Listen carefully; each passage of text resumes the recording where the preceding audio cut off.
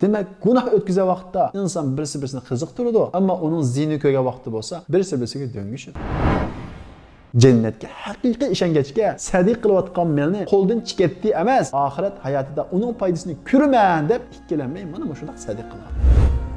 Masalan, bir mo'minda azon xo'shaqmaydigan, islomning shuarlari ko'ziga sat ko'rinadigan, ya'ni hijob sat ko'rinadigan, masjid ko'ziga sat ko'rinadigan, qira'atni anglash xo'shaqmaydigan bundaq bo'lib qolganligimi?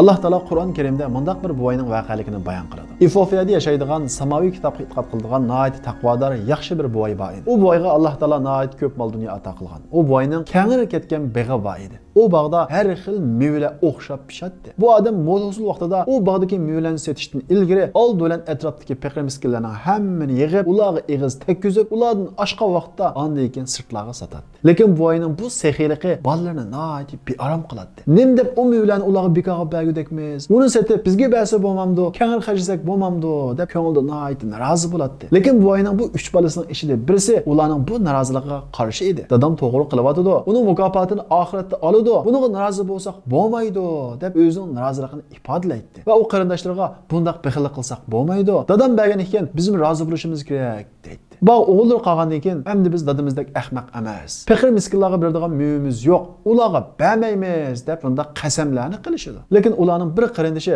bundaq qilsak bo'lmaydi. Dadlarimiz birib kelgan ekan, bizim de onundan ko'proq bo'lsa berishimiz kerak deydi. Lekin boshqa qarindoshlar hargiz undaq qilmaymiz. Qani endi kapaqsın faqirlar, ularga beradigan hech narsamiz yo'q deb faqirlar uning ko'ziga xuddi rizqini yavagan dushmandeklik ko'rinadi. Mo'lhosul vaqti yetib keladi. Allah Taala Qur'on Karimda ularning bu vaqtdagi ahvolini bayon qilib, "İz aqsamu la yasrimunha musbihin." Ular aytganda, ya'ni mo'lhosulni yig'ishdan ilgari hech kimga hech narsa bermaymiz deb o'zaro qasam qilishadi. Lekin bir qarindoshi buningga qo'shilmaydi. Shundaqdimi boshqa qarindoshlar uning gapiga parvo qilmay, mo'lhosul oldiganga tayyorlikning hammasini qilib bog' taraf qarab mangdi. Va ular yo'lda mang'ach fantalaqu va hum yatakhafatun alla yadkhulannaha al-yawma alaykum miskin. Ular yo'lda mang'achmi? Boqqa bugun hech kimni kirgizmaymiz deb birisi-birisiga ta'kidlashadi. Ya'ni faqir miskinlar yig'ilsa, dadimizni aslab bir narsa bir qolmayli deb birisi-birisiga aslatadi. Ya'ni yildikiga o'xshash faqir miskinlar bog'ning atrofiga ulashgan bo'lsa, biz ularni kirgizmayli. Ya'ni dadimizni aslab ich og'irtib ularga birib solmayli deb birisi-birisiga qattiq ta'kidlashadi. Ya'ni ular Alloh taolo ularga shuncha cho'ng bog'ni ato qilsa, oldigan mo'l husuli xiyolida yo'q. U miskinlar yeydigan azroqni sadiqasi ko'zga shuncha cho'ng ko'rinib ketadi. Ular ana shundaq niyatlar bilan big'ining qishiga keladi. Qarg'udak bo'lsa, bog'lari xuddi o't ketgandek hammasi qurib qaqas bo'lib ketgan edi. فلما رأوها قالوا إنا لضالون بل نحن محرومون. Ular bog'ning u ahvolini ko'rgandan keyin biz ezibdik. Bağlarımızın hammasi qurib ketibdi. Bel nahnu mahrumun. Biz beg'imizni mahrum bo'ptimiz deyishdi. Alloh taolo ularning beqi nim bo'lganligini Qur'on Karimda bizlarga bayon qilib, "Fatafa alayha ta'ifun min robbika va hum naimun." Ular kechida uxlayotgan vaqtida Alloh taolo tarafidan yong'in yig'ib, ularning bog'larining hammasini kuydiribdi deydi. 5-dan boshlab ularning qilganining to'g'ri emasligiga qarshi turgan ularning orasidagi qarindoshi alam aqul lakum laula tusabbihun. Men sizlarga demaganmi? Sizlar Allohga tavba qilinglar. Bu qilganinglar to'g'ri bo'lmadi. Bundaq bexillik qilishinglar aslo va aslo durust bo'lmaydi deb men sizlarga demaganmidim deb malomat qilishga boshlaydi. Ular subhana robbina inna kunna zolimin. Alloh pakdir. Biz o'zimizga zulm qildik. Ya'ni Alloh taolo bizga rizq bersa, uni boshqalarga bermay, hatto dadlarimiz bersa, shuning uchun demay gunoh o'tkazib o'zimizga zulm qildik deb Allohga tavba qiladi. Fa aqbala ba'duhum ala ba'd yatalavamun. Ondan ular birisi-birisiga malomat qilishga boshlaydi. Sen bugun boqqa hech qanday miskinni kirgizmaymiz degan, sen qasam qilishyotayli degan deb birisi-birisiga mana bu shunday malomat qilishga boshlaydi. Demak, gunoh o'tkaza vaqtda inson birisi-birisini qiziqtiradi, ammo uning ziyni ko'rgan vaqti bo'lsa, birisi-birisiga döngishadi. Ular o'zining bexilligi sababli bog'dan mahrum qolganlikqa nihoyat qattiq ish pishib, qo'lni tishlab, ya vaylana inna kunna tag'in. Voy bizga, biz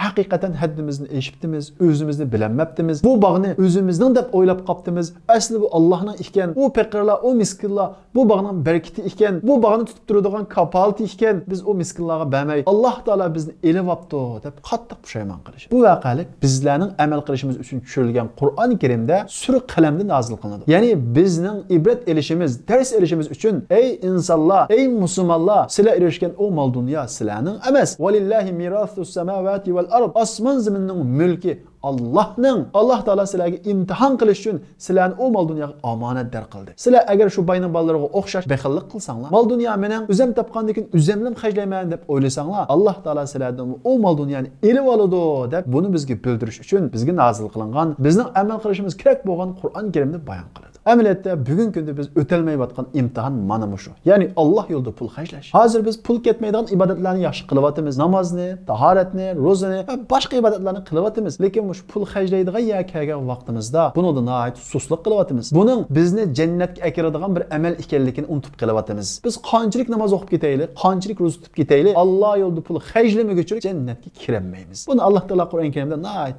ochiq dedi. Lan tanalul birra hatta tunfiqu mimma tuhibbun. Sizlar o'zinglar yaxshi ko'rgan narsani Alloh yo'lida chiqim qilmoqcha hargiz yaxshilikqa, ya'ni jannatga kirolmaysizlar dedi. Biz hammadan bak nimani yaxshi ko'ramiz? Pulimizni yaxshi ko'ramiz, mol dunyomizni yaxshi ko'ramiz, osh yaxshi ko'rgan narsamizni. Ya'ni bir uch yuragimizda bo'lgan osh pulimizni Alloh yo'lida xajlamay turib jannatga kirolmaymiz. Alloh kirolmaysizlar dedi. Çoxum kirolmaymiz. Qur'on Karimda 70 yaqin oyatda bizni ibodatga buyuradi. Ammo 90dan ortiq oyatda bo'lsa infaqqa, ya'ni Alloh yo'lida chiqim qilishga buyuradi. Sura Baqaraning 5idagi haqiqiy taqvodorlarning sifatidami? Vallazina yuqimunas-solata va mimma razaqnahum yunfiqun. Ular, ya'ni taqvodor kishilar kimlar deganda, birinchi qilib namozni qo'ydi. Ikkinchi qilib infaq qiladi. Ya'ni Alloh yo'lida pullarni xajlaydi deydi. Şuna biz haqsiz ibodatlar bilan jannat kiramiz deb o'zimizni oldin aylaylik. Biz jafo tortib, nihoyat taslik topgan, ham mushu dunyoda xajligili bo'ladigan, har xil narsalarni og'ili bo'ladigan pulimizni Alloh yo'lida xajlamay turib, biz do'zax azobidan saqlanmaymiz. Payg'ambarimiz Muhammad alayhisalom ittaqunnar walau bi shiqqi tamra. Sizlar xurmining puchuqini bo'lsa-mu sadiq qilib, Alloh yo'lida xajlab do'zaxdan saqlaninglar deydi. Ya'ni qanchalik qilsanglar, az bo'lsa-mu shuni qilish orqali do'zaxdan saqlaninglar deydi. Hazreti Abu Bakr, Hazreti Osman, Hazreti Ömer, Hazreti Abdurrahman ibn Avf degan bu sahabalarning hammasi Alloh yo'lida jihad qilgan, Rasululloh bilan birga hayotining oxirigacha namoz o'qigan, haj qilgan. Shundoq turib, endi menga jannat kapolat qo'y deb o'ltirmasdan Alloh yo'lida pul xajlagan. Ya'ni ular Alloh yo'lida pul xajlamasa jannat kirmaydiganligini bilgan bo'lg'achqa, shundoq ibodatlarni qilib turibmi, yana Alloh yo'lida pul xajlagan. Endi biz qaysi bir qilayotgan jihadimizga ishonib, buncha Alloh yo'lida pul xajlamaymiz? Madinaning butun aholisi degudek Abdurrahman ibn Avfga qarzda edi. Ya'ni Abdurrahman ibn Avfning Madina aholisining 3ning birida qarzi bor edi. Ya'ni 3ning biri Abdurrahman ibn Avfning sadiqasini yashaydi. Ya'ni 3ning biri bo'lsa Abdurrahman ibn Avf sadiqasi yaxshilik bilan ularning qiyinchilikni hal qilib bergan. Ya'ni butun bir Madina aholisi degudek Abdurrahman ibn Avfning infaqi Alloh yo'lida pul xajlashiga uchragan. Shundoq turib Payg'ambarimiz Muhammad alayhisalom vafot topgandan keyin bir kuni Madinaga nihoyat zo'r miqdorda, ya'ni 700 tugulik karvon keldi. Madinaning ichida bozor qaynab ketdi. Hazreti Ayşe ne bo'pti? Qaysi karvon kelibdi deydi. Sahabalar Abdurrahman ibn Avfning 700 kishilik karvon yetib kelibdi deydi. Hazreti Ayşe Alloh taolo Abdurrahman ibn Avfga rahmat qilsin. Men payg'ambarimiz Muhammad alayhisalomdan mening ummatim ichidagi baylar ichida tunji bo'lib jannat kiradiganini Abdurrahman ibn Avf degan. Ammo u Abdurrahman ibn Avf jannatga o'milib kirdi degan. Men mushuni anglagan edim deydi. Abdurrahman ibn Avf bu gapni anglagandan keyin darhol Hazreti Ayşening qashig'iga kirdi. Ey ana, siz mushundaq anglaganmi Rasululloh deydi. Hazreti Ayşe ha mushundaq anglagan deydi. Ben cennetke ömülep emesin, minip kirgin ba. Şunun için ben 700 tügülük karvanının hemmesini Allah yolunda sadiq kılıvattım deb hemmene sadiq kılıvattım. Ola cennetke haqiqiy işengeçke sadiq kılıvatkan melini qo'ldan chiqetdi emas, ahiret hayatida onun paydasını kürmen deb bununla haqiqiy işengeçke ikkilenmeyin, mana mushundaq sadiq kılgan. Ama bizdeki hata qarash nima desa, qulimizni qag'ini bizning, amma sadiq qilganimiz qo'limizdan chiqetdi. Dal aksicha. Bir kuni payg'ambarimiz Muhammad alayhisalom sahabalarga qanda odam o'zining meldan bekrak boshqalarning melini yaxshi ko'radi deb so'raydi. Sahabalar hamma odam avval o'zining melini yaxshi ko'rdi Rasululloh. Hech kim o'zining meldan bekrak boshqalarning melini yaxshi ko'rmaydi deydi. Payg'ambarimiz Muhammad alayhisalom yo'q, undaq emas. O'zining meli bo'lsa, u Alloh yo'lida xayrlagan puli. Ammo o'zining qishib qilib qolgan bo'lsa, u boshqalarning mirosxo'rning. Ya'ni kishilarning hammasi o'zining melini emas, boshqalarning melini yaxshi ko'radi. Ya'ni qo'lda qolgan malni mushu mening melim deb shuning bilan xushal bo'ladi. Ammo Alloh yo'lida xarjlagan pulni bo'lsa, mening deb o'ylamaydi. Amaliyotda bo'lsa, Alloh yo'lida xarjlagan puli u odamning qilib qolgani bo'lsa, mirosxo'rlarning deydi. Ya'ni payg'ambarimiz Muhammad alayhissalom bu hadis orqali insonning hajlagan puli haqiqiy u insonning puli. Ammo qulda qolgani bo'lsa, agar o'lib ketsa, u insonning kuchi yetmaydi. U mirosxo'rning bo'ladi. Shunga inson ko'p hollarda o'zining haqiqiy sadiq qilgan malini emas, u mirosxo'rning malini yaxshi ko'radi deydi. Shundaqla payg'ambarimiz Muhammad alayhissalom Qurban hayit kunisi Hazrat Oyshaning qishig'iga kiradi. "Ey Oysha, biz o'ltirgan qurbonlikdan qanchalik bizga qoldi?" deb so'raydi. Hazrat Oysha, "Ey Rasululloh, bizga faqat bir put qoldi. Qolganining hammasini sadiq qilyaptik" deydi. Payg'ambarimiz Muhammad alayhissalom, "Ey Oysha, bizga shu bir putidan boshqa hammasi qoldi. U bizga qolgani, u bir puti bizning emas. Ammo bizning sadiq qilayotganimiz u bizning" deydi. Demak Rasululloh ana shunday haqiqiy abadiy hayoti bo'lgan oxirat ketganini o'zimizning mali. Ammo bu dunyoda qolganimiz bo'lsa, u bizning emas deb qo'ydi. Amaliyoti shunda. Nurg'un pullarni topamiz. Agar biz uni Alloh yo'lida xaylamay o'lib ketsak, u boshqa odamning, bolalarimizning. Ya'ni biz o'lgandan keyin bizga hech qanday foydasi yo'q. Ammo xaylaganimizcha uning hammasining foydasini ko'ramiz. Ammo biz ko'p hollarda u oxiratdan bekrak ma dunyoga ishongachga ko'proq mablag'ni ma dunyoga solamiz. Ammo oxiratga ko'p mablag' solmaymiz. Voy is, biz musha holda ketib qolsak, ahvolimiz qanday bo'ladi? Darvaqa o'lgandan keyin ko'p sonliq insonlarning qildigan pushaymoni bo'lsa, "Ey Alloh, meni bir qaytirsang, sadiq qilib olsam, dunyoda qolgan pulimni xejlab olsam" degan bu pushaymoni bo'ladi. Alloh taolo buni Qur'on Karimda bayon qilib bunday deydi. "Robbi laula akhartani ila ajalin qaribin fa asaddaqa va akum minas solihin." O'lim farishtasi odamning jannat og'li kelgan vaqtida, ya'ni jani chiqishdan ilgari u dunyoning naqadar oddiy ekanligini his qiluvdi-da, Allohga, "Ey Robbim, ajrimni ozroqlik kechiktirib bersang, mol dunyorimni xejlab olib, men yaxshilardan bo'lib olsam" deydi. O'ylab bakın. Can ağlı kelgan vaqtida, jinimizde tikib topgan pullarimizning bizni hech narsani qutuldirolmaydiganligini his qilgan vaqtimizda, bizning bir orzuyimiz bir pora Qur'onni o'qish, bir rakat namoz o'qish emas, qilib qolgan mol dunyorimni Alloh yo'lida bir xajlab olsam degan bu pushaymon bo'ladi. Xuddi bugun kunimizda bizning ko'pinchimizning mol dunyosi vatanda qoldi. Chet eldagi ko'pinchimiz quruq qo'l va yoki mol dunyomizni hammasini ach qolmadi. Hammamizning pushaymoni nima? Agar biz vaziyatni baldurroq bilgan bo'lsak, mol dunyomizni yo'tkib olgan bo'lsak deb bu pushaymonni qilyapmiz. Biz o'lgandan keyin onundan cho'ngroq pushaymonlik qilamiz. Chunki hammamiz o'zimizning o'ldiganligini bilamiz. Ya'ni o'lgandan keyin bir hayotga borganligini bilamiz va yoki shunda bir hayot bor deb da'vo qilamiz. Lekin biz shundaq turib u hayotga hech narsamizni yo'llamaymiz. Biz bunday holatda u hayotimizga berib qolsak, u hayotni qanday yashaymiz? Bir odam bir shaharga ko'chmoqchi bo'lsa yoki bir uydan yana bir yangi uy ko'chmoqchi bo'lsa, ko'n uyda bir narsani qoldirib qo'yamdi, aqli bodam qoldirib qo'ymaydi. U kim ishiltdi uni deb o'ylaydi. Bizning oxirat hayotiga ko'chadiganligimiz nihoyat aniq tursa, lekin biz u hayotga hech narsamizni yo'tkamayotimiz. Topgan mol dunyamizni, butun narsamizning hammasini mushu dunyoga qoldirib, u hayotga quruq qo'l ketishga tayyor bo'lyapmiz. Urushga qurolsiz berish nima degan xatarlik? Oxirat hayotiga haqiqiy tayyorliksiz berish bu o'ningdan xatarlik. Shunga biz Alloh yo'lida pul xarjlash masalasida qaytadan o'ylashimiz kerak. Rost oxirat hayoti bor bo'laman bo'lsa, uningga ishonaman bo'lsa, uning uchun bir narsa yo'llashga qadam bosishimiz kerak. Unda bo'lmaydi ekan, bizning erishadiganimiz pushaymon, hasratdan boshqa narsa bo'lmaydi. Onundan başqa Alloh yo'lida pul xarjlashda biz tushunmagan bir masala bor. Biz o'ylaymiz, Alloh yo'lida pul xarjlasak pulimiz az qoladi, biror yerga pul lozim bo'lib qolsa pul yo'q bo'lib qoladi, va yoki tijorat qilib qolsak mablag' kamlab qoladi degan vahimalar bilan Alloh yo'lida pul xarjlamaymiz va yoki pul xarjlashni kechiktiramiz. Ya'ni tijoratim bir iqvasun, savdam menavasun, do'kon ochib olay, shirkat qurib olay, andan keyin pul xarjlay deb Allohga tijoratimni aqtirib bersam, andan keyin pul xarjlayman deganga o'xshagan bir shartni qilamiz. Amaliyotda bo'lsa, bu intayin xato. Agar tijoratingiz aqtirmoqchi bo'lsangiz, Alloh yo'lida pul xarjlayotgan, andan keyin Alloh taolasining savdongizga barakat beradi. Chunki Alloh taolo Qur'on Karimda "Va ma anfaqtum min shay'in fa innalloha yukhlifu." Alloh yo'lida nimani xarjlasanglar, Alloh to'ldirib beradi dedi. Alloh taolo, Alloh to'ldirib beradi degandan keyin agar siz samimiy xarjlagan bo'lsangiz, chuqum to'ldirib beradi. Alloh qaytirib beraman deb tursa, ya'ni pul lozim bo'lib qolsa deb ansirashning hojati bormi? Yo'q. Ammo bizni shayton doim faqirchilik bilan, yo'qchilik bilan qo'rqitadi. Alloh taolo Qur'on Karimda "Ash-shaytonu ya'idukumul faqra." Shayton sizlarni faqirchilik bilan qo'rqitadi deydi. Shayton bizni faqirchilik bilan qo'rqitgandan keyin pul yo'q bo'lib qoladimi deb Alloh yo'lida pul xarjlamaymiz. Bu sababli Alloh taolo bizga bermaydi. Shuning bilan bizning iqtisodimiz, tijoratimiz to'g'ansir keyniga chekinadi. Hozirgi chet eldagi o'xshash. Biz chet elga chiqqandan keyin bu Turkiyada pul topib qolmaydi ekan, chet elda pul topmoq teskan deb bu kufrona bir so'zni qilyapmiz. Rizq berguvchi Alloh Turkiyada yo'qmi? Rizq berguvchi Alloh chet elda yo'qmi? Bor. Lekin biz chet elda pul topib qolib bo'lmaydi ekan degan bu ongni kallamizga singdirib olgandan keyin Alloh yo'lida pul xarjlashni aslatimiz yoki pul xarjlamaymiz. Biz Alloh yo'lida pul xarjlamagandan keyin Alloh bizga pul xarjlamaydi. Chunki Alloh taolo hadis qudusiyda "Ya ibn Adam, anfiq unfiq alayk." Ey odam bolasi, sen chiqim qil, sen Alloh yo'lida xarjla, men sana xarjlay deydi. Bu hadisning aksicha, agar sen pul xarjlamasan, men sana pul xərcləməyəm degan bo'ladi. Demak, shayton bizni faqirchilikdan qo'rqitish orqali bizning tijoratimizning keyiniga dastishiga sabab bo'ladi. Agar biz oz bo'lsa-mu Alloh yo'lida pul xərclashni to'xtatmasak, biz qilgan ishimizni garantiyaga, ya'ni kapolatga olgan bo'lamiz. Xuddi tijoratimizni sug'urtaga qatnashtirganga o'xshash biz Alloh yo'lida pul xərclasak, bizning mol-mulkimiz Alloh taolo tomonidan kapolatga ega qilingan bo'ladi. Chunki Alloh yo'lida xərclangan pul Allohga berilgan qarz. Alloh taolo Qur'on Karimda "Man zallazi yuqridulloha qardan hasanan fayudha'ifahu lahu ad'afan kathira." Qanday bir odam Alloh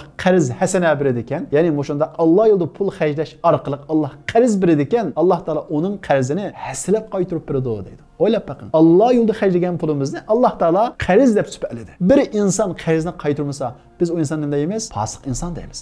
Hamda Allah biz bergan qarzni qaytarmay qolarmi? Alloh taolo Qur'on Karimda haslab qaytaraman dedi. Nurg'ulg'an tijoratchilar halol o'sim bo'lsa, pulimizni shu yerga sap qo'ysak, haslab qaytib kelsa deb o'ylagan bo'lishi mumkin. Hozirgi banklardagi hammasi harom jazoni. Ammo halol o'sim bo'lsa, Allohga berilgan qarz. Agar siz pulingizni Allohga bersangiz, ya'ni Alloh yo'lida xərclasangiz, siz Allohga o'simlik qarz bergan bo'lsangiz, ya'ni Alloh taolo o qarzingizni haslab qaytarib beradi. Mana bu halal o'sim. Shunga xotirjam pul topay desangiz, siz pulingizni Alloh yo'lida xərclashni to'xtatmang. Bu ziyansiz tijorat. Shunga Alloh taolo Qur'on Karimda tijaratan lan tabura. Bu Alloh yo'lida pul xərclashni ziyansiz tijorat deb sifatladi. Alloh yo'lida pul xərclashda yana bir xato tushuncha, pul tepib pulab va yoki bayog'ini pul xərclayman deydigan bir qarash bor. Unda ish yo'q. Alloh yo'lida pul xərclash oz bo'lsa, ozcha, jiq bo'lsa, jiqcha xərclashimiz kerak. Ya'ni har bir odamning o'ziga tushliq bu şekilde qabul qilinadi. Herkes Allah Teala hisob bo'ldig'ini o sonning ko'pligi, miqdorning jiq bo'lishi emas. Payg'ambarimiz Muhammad alayhisalom hadisda sabaqa dirhamun 100,000 dirham. Bir dirham ba, o bir dirham 100,000 dirhamdan o'tib ketadi savob jihatda deydi. Ya'ni ma'lum odamlarningki bir dirham sadiq qilishi, ya'ni ma'lum odamlarningki 100,000 dirham sadiq qilgandan eshib ketadi deydi. Bu qandaq dirham? Payg'ambarimiz Muhammad alayhisalom buni tushuntirib, kana lirajulin dirhaman tasaddaqa bi ahadihima. Bir odamning 2 dirhami bo'lsa, u odam 1 dirhamini sadiq qilgan bo'lsa, u odam mol dunyosining yarmini sadiq qilgan bo'ladi. Ammo bir odamning million dirhami va u odam 100,000 dirham yani qilgan bo'lsa, mol dunyosining ondan birini sadiq qilgan bo'ladi. Allohning nazarida 1 dirhamni sadiq qilgan odam dirham oldiga chiqib ketgan bo'ladi. Nima uchun? O mol dunyosining yarmini qildi, o bo'lsa mol dunyosining ondan birini qildi. Ya'ni Alloh taolaga bizning qalbimizga ixlos, samimiyat shu sadiqada kechalgan miqdor, ya'ni o'zimizning boyligiga nisbatan miqdori. Shunga mayli o'quvchi bo'ldi, mayli talib bo'ldi, mayli ahli bo'ldi, mayli boy bo'ldi, hammamiz oz bo'lsa, ozcha, jiq bo'lsa, jiqcha Alloh yo'lida pul xərclashni asla va asla to'xtatmasligimiz kerak. Bularni bugungi kundagiga o'xshash hamma odam fiqirchilikdan qo'rqayotgan, kelgusini ansirayotgan, tijoratlari oqmayotgan vaqt eng sadiq qildigan payt. Chunki payg'ambarimiz Muhammad alayhisalomdan eng afzal sadiq qaysi deb so'ralgan vaqtida fiqirchilikdan qo'rqib turgan vaqt qilgan sadiqa eng afzal degan. Ana shu vaqt mana hozir. Shundaqla hozirga o'xshash tijoratlarimiz oqmayotgan, musulmonlar ojiz. Ya'ni kishilar Alloh yo'lida pul xərclashni bir xil ahmoqlikda ko'rayotgan, mana shundaq paytda pul xərclash Allohning nazarida eng büyük savobga erishtiradi. Keyin musulmonlar kuchlangan, tijoratlarimiz eqib ketgan vaqtda hamma odam pul xərclagan vaqtda pul xərclash, ya'ni islomga pul xərclash va yoki yaxshilik yo'llariga pul xərclash, bir xil inovat ekildigan vaqtda pul xərclash, hozirgida kishilar islomga pul xərclagani unmaydigan vaqtda xərclaganga hargiz barobar bo'lmaydi. Alloh taolo Qur'on Karimda la yastavi man anfaqa min qabl al-fath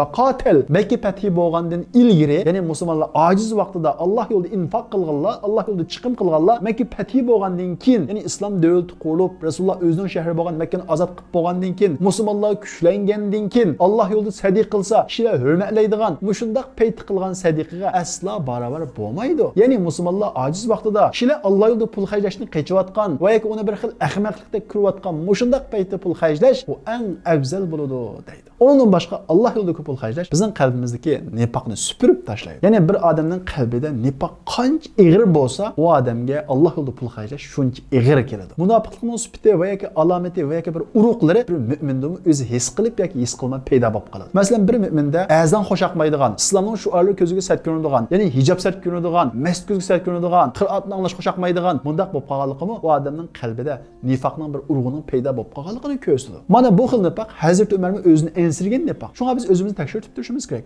Agar bizda mana shunday alomatlar va shunga o'xshagan musulmonning qilgan ishi ko'zimizga yoqmaydigan, ammo kofirning qilgan ishi ko'zimizga nochilik ko'rinadigan, shunday munofiqning alomatlari paydo bo'lib qolsa, darhol buni Alloh yo'lida pul xərclash orqali tozalashimiz kerak. Ya'ni Alloh yo'lida pul xərclash insonning qalbida nifoqning urug'ini tozalaydi. Shunga Alloh yo'lida pul xərclash munofiq ig'ir keladi. Boshqa yerda munofiqlar chanmaydi. Namozda o'xshash o'qiydi, ammo pul xərclatga kelgan vaqtda turli bahonalarni ko'rsatadi. Va yoki pul xərclaydigan, ya'ni u yer unda ya, bu yer bunda ya, u yerga pul xərclasak bo'lmaydi deb pul xərcləməslikə bir yol, bir bahane izləydi. Şuna bu qalbimizdə nifaq varmı, yoxmu? Bunun qarab baxmaq olsaq, Allah yolunda çıxım qilish bizə ağır qılıvatamdı, bizni qiynavatamdı. Bunun qarışımız kerak. Əgər bizə rasl ağır gəlsə, onun özümüz ep qassaq, biz dərhal özümüzni tazalashimiz kerak. Çünki nifaq, infaq ikkisinin yeltizi bir, bu birisi-birisini tazalaydı.